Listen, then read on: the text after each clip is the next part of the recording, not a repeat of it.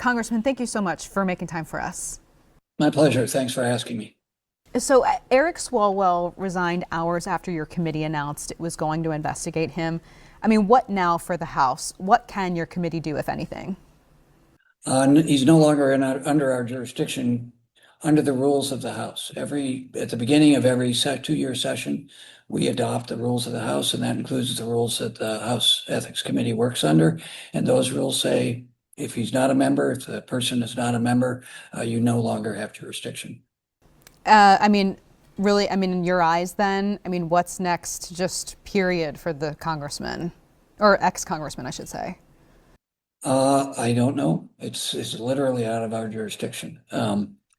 Obviously, what I read in the papers are he's being investigated both in Manhattan, in Alameda. So I assume that we'll be reading more about that. So that is literally the situation. There's been a lot of talk this week that the ex-congressman's behavior was apparently well known at the Capitol. I mean, had you heard of the congressman behaving inappropriately before the allegations came out last week? No, and as you probably know, his district is right next to mine, south of mine.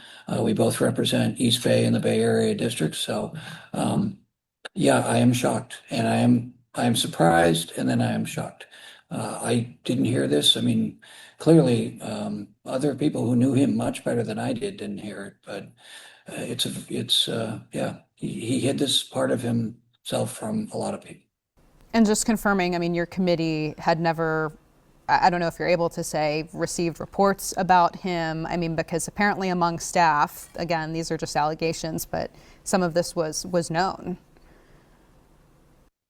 I can't talk about things within the committee's jurisdiction that we've investigated.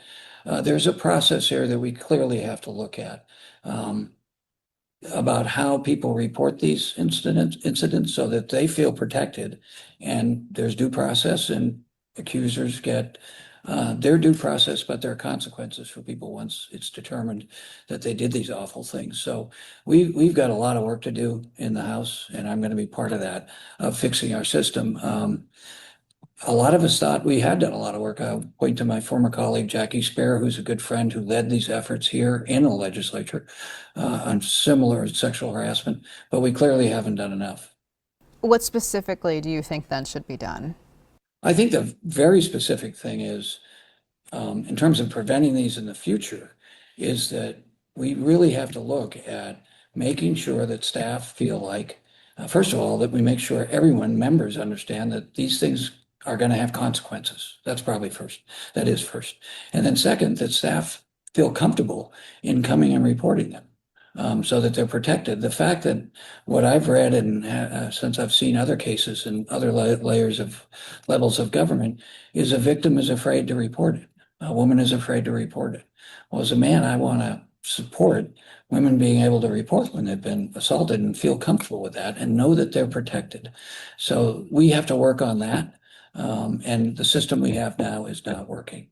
And part of that is making sure all of us know what the process is, and making sure members and everyone understands that this level of behavior is completely unacceptable. And there should be very, very serious consequences for anything remotely coming under this. Anyone who does this, if it's true, should obviously be in jail and shouldn't be working in these kind of positions of power. I mean, just overall, I know you acknowledge this, the reports around the atmosphere, just overall broadly in Congress that, I mean, as you're acknowledging, have made it difficult for people to speak up about our federal lawmakers. I mean, is this all a surprise to you, or have you at least heard rumblings, complaints in the past about this kind of culture apparently at our nation's capital? Well, I'll say both in the legislature, we had this issue in the legislature when I was there, in California legislature, and now again. So you hear these rumblings, you try to take action appropriately given your role. You don't want to be blind to it. And I will say I've become more aware of this over time. Is as a male, I should not just say, well, this is the culture. I've got to be very aware of asserting myself and saying, if any colleague does this, I personally, in my role, have got to call them accountable. So I think we have to be more assertive about, apparently, um, it's hard to believe that anyone would do the kind of things alleged here. Should it be at least obviously making it easier, raising the awareness of what your committee and others can do, but also, I mean, should it be faster? Should these complaints be able to get to your committee faster? And how do you go about doing that? I see you nodding. Yeah. Yes, absolutely. And I publicly said this as the ranking member and the senior member of the Ethics Committee.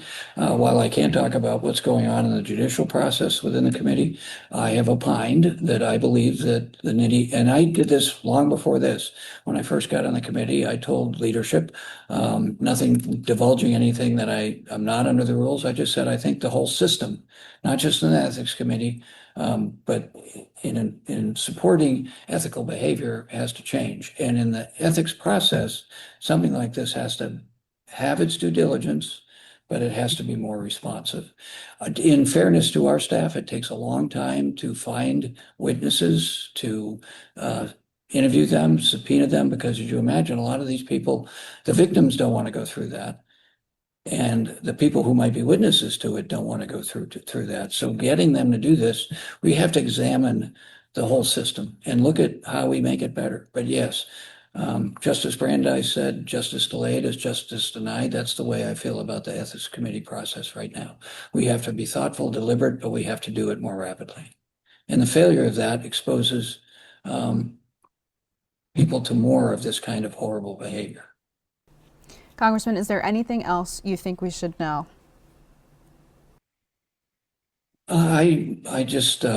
There's really nothing other than I appreciate you asking, and I hope you can tell, and your viewers can tell that I'm struggling with it, but it's a call to action for me personally and for this institution to be really honest about this institution and honest in making sure that people are held accountable, but this stops.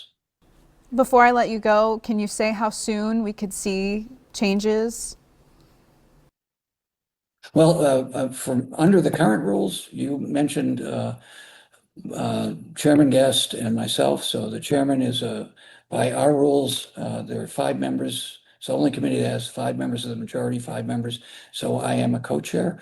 We did, under existing rules, pushed our rules, not pushed, but asserted our rules by sending that. And I think at least it seems like it affected his decision to resign, because within hours of us saying we're going to start this investigation, he resigned. So we're going to assert ourselves in every way we can immediately, and we are. And then we have to change the rules in a thoughtful way, so that as soon as possible, the House changes its rules and applies new, more aggressive rules. All right. Congressman DeSaulnier, thank you so much for your time. I really appreciate it.